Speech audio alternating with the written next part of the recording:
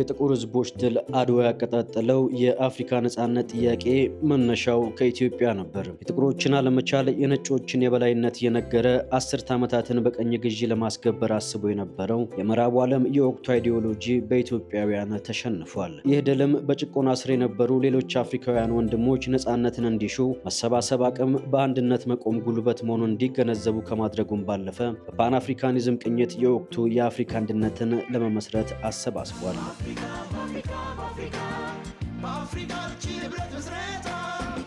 የዛሬው የአፍሪካ ህብረት የትላንቱ የአፍሪካ አንድነት ድርጅት ውጤት ነው። ለአውሮፓውያን አቆጣጠር በግንቦት ወር 1963 32 ነጻ የወጡ የአፍሪካ ሀገራት አዲስ አበባ ላይ ሲፈራረሙ ዓላማቸው አንድ ነበር፤ አህጉሪቱን ከቀኝ አገዛዝ ቀንበር አላቆ በህብረት መቆም። ኢትዮጵያ የዚህ ታላቅ ጉዞ ዋነኛ ሞተር ነበረች። በወቅቱ የነበሩት የአፍሪካ መሪዎች በሀሳብ ተከፋፍለው በነበረበት ወቅት ኢትዮጵያ በመካከለኛነት በመቆም በአዲስ አበባ እንዲሰባሰቡ አድርጋለች። ኢትዮጵያ የነጻነት ተምሳሌት ብቻ ሳትሆን የአፍሪካውያን የጋራ ቤት ሆና መቆየቷን የዛሬው ትውልድ ሊዘነጋው የማይገባ የታሪክ አሻራ ነው።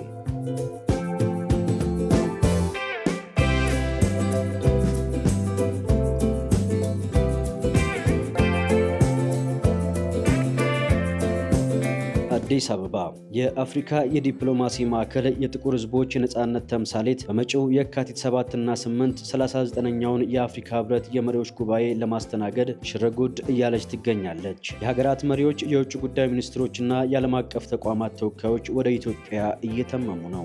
አፍሪካ ዛሬም እንደ ትላንቱ ፈተናዎች አሉባት። ድህነት፣ የሰላም እጦትና የውጭ ጣልቃ ገብነት አሁንም የአህጉሪቷ ስጋቶች ናቸው። ሆኖም ግን ለአፍሪካዊ ችግሮች አፍሪካዊ መፍትሄ የሚለው መርህ ከምንጊዜውም በላይ ጠንክሮ እየወጣ ነው። 39ኛው የህብረቱ ጉባኤ እነዚህን ነባራዊ ችግሮች ለመፍታት ትልቅ መድረክ ነው። በአንድነት ስንቆም የአህጉራዊ ነጻ ንግድ ቀጠናን ማጠናከር እንችላለን። ቀጠናዊ ግጭቶችን በውይይትና በሽምግልና መፍታት አቅም ይኖረናል። በዓለም አቀፍ መድረክ ላይ የአፍሪካን ድምፅ ከፍ አድርገን ማሰማት እንችላለን። አንድነት ምርጫ ሳይሆን ለህልውናችን አስፈላጊው መተንፈሻ መሆኑን ይህ ጉባኤ በድጋሚ ያረጋግጣል።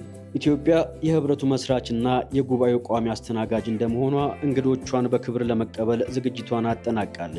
ይህ ጉባኤ የአፍሪካን ትንሣኤ የሚያበስሩ ውሳኔዎች የሚተላለፉበት፣ ወንድማማችነት የሚታደስበትና አጀንዳ 2063 የሚሆንበት ስኬታማ ስብሰባ እንዲሆን ቴምር ፕሮፐርቲስ ይመኛል። አዲስ አበባ የእናንተን ቤት ናት። ወደ ታሪካዊቷና ውብ አዲስ አበባ የሚመጡ የአፍሪካ መሪዎችና ልዑካን በሙሉ ዌልካም ቱ ኢትዮጵያ፣ ቤኖቪየን ኢን ኢትዮጵያ፣ ወደ ኢትዮጵያ እንኳን ደህና መጣችሁ እንላለን።